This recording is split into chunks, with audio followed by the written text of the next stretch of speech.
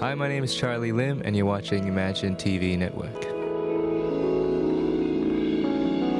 I started playing music from a really young age, like 4 or 5 I was playing piano. Very soon I was playing for, church bands and school bands, and then I started singing. I was in the secondary school choir for a couple of years, and then I picked up the guitar when I moved to Melbourne, and started performing a lot more. Whatever you internalize, whether you think you are, that you think you're doing, sometimes might sound different to other people. So the best way is just to record yourself and then, sort of listen back and then see whether you sort of sound the way you think you sound. Obviously you transcribe or you listen to a lot of different music and you sort of pick up little bits and pieces of what you like about other singers, and then you try to put your own thing on it.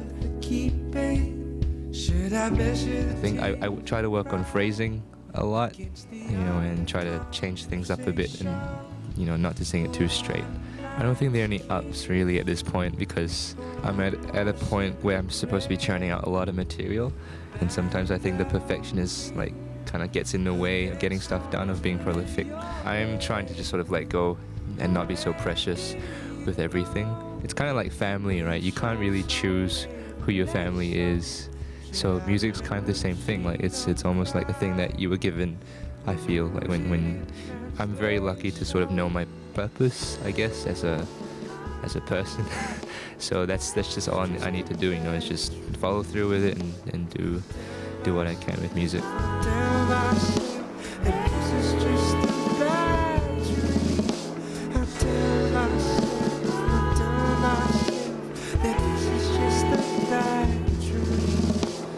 Yeah, I think a lot of it was just dealing with infatuation and getting over that sort of part of it. And that old cliche is you can't lose what you never had. So that's all about, infatuation. There are 4 songs on the EP and they sound very different from each other. I think that's just because I'm a bit schizophrenic when it comes to genre, and I like a lot of different music. So I thought, why not just put it all together and hope for the best and see if they sort of flow nicely. The response so far has been okay though, so I'm a bit relieved.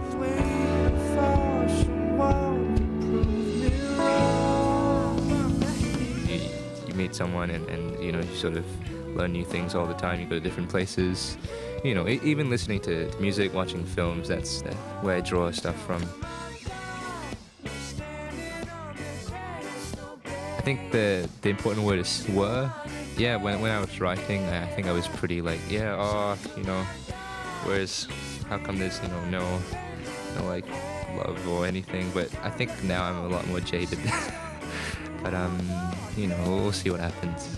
Well, speaking of being jaded, the song Bitter, which it's not on the EP, but it's being recorded. Yeah, it's kind of coming out of the whole, the death of infatuation, and I came out of quite a long-term relationship and finished that song during a breakup process. So that wasn't too pleasant, but it took 3 years. Not like it was a literal, I didn't sit down every day trying to work on it. It just sort of, I picked up a guitar, and then slowly I sort of just stripped it back, and words started coming out, and the melody sort of formed, and it simplified it a lot. I have a whole list of little, almost like haikus, little one-liners I keep in my phone and scribble in my notebooks, but I've yet to sit down and just sort of work it through, and just try to flesh out these ideas and make them into songs. And I've been experimenting with different sort of, I guess, approaches to songwriting. It's a bit boring just with the guitar or the piano all the time, so I'm messing around with production a lot. I knew my bass player, Jace. We met almost 9 years ago. We've been playing music ever since. So through him I met, a bunch of other people, and so yeah, it just kind of clicked. When you see that someone really appreciates it, or your music means something to them, I think that's every artist's sort of goal. When I was 15, I played at the Hamer Hall, with the band. I had a string quartet and a rock band. We just played in front of a few thousand people, and wow, okay, these people came to see this show, and they liked it. And it was really affirming. Other sort of great moments was just being on tour, playing with different bands, not just my own thing, but we supported Kimbra in Sydney and Melbourne. We played for the Whitlams. We're playing festival in Korea. Really looking forward to that. And we're playing Urbanscapes in KL. I reckon those would be pretty good moments. I'm already predicting which, like, I guess that's when, like, you feel like, oh man, I don't think I can do this anymore, you know, when everything's sort of against you and you just feel like, oh, you're just so overwhelmed by it. But I guess at the end of the day, it's just persistence, right? You just got to keep doing what you do and try to make it work. I've learned to be a lot less, like, precious about, you know, how things should be in a particular way. Like, what you think you're portraying might be completely different to what other people perceive. You just gotta do your thing and see what happens. I think that's the whole fun part of it. As a musician these days, you need to keep traveling. You know, you can't stay in one place. You have to keep moving and then traveling, and then you learn so much along the way. So a lot of the music I love, you know, the neo soul and R&B, hip hop kind of thing comes from, you know, New York, and I really want to go check that scene out.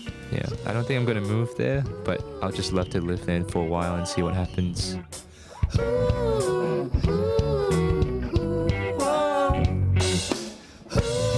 Yeah, I just want to say thank you for all your support. You can check us out at facebook.com/CharlieLim or charlielim.net. Yeah, hope to see you at our next show.